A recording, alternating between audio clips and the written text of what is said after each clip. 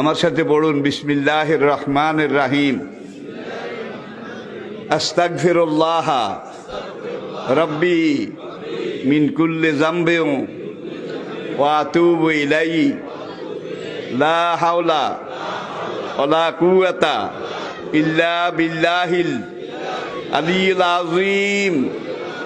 তাওবা ইয়া আল্লাহ, তাওবা ইয়া আল্লাহ, তাওবা ইয়া আল্লাহ, তাওবা ইয়া রাব্বি, লা ইলাহা ইল্লাল্লাহু মুহাম্মাদুর রাসূলুল্লাহ।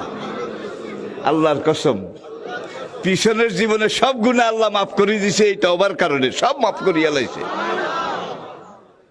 আর কিছু কিছু টেন্ডল আছে, ক্যান্ডা আছে, গুনাহ তো করতে আসি, হুজুরে যান কইছে অন তওবা করি কিছু ছাড়াই হালাই।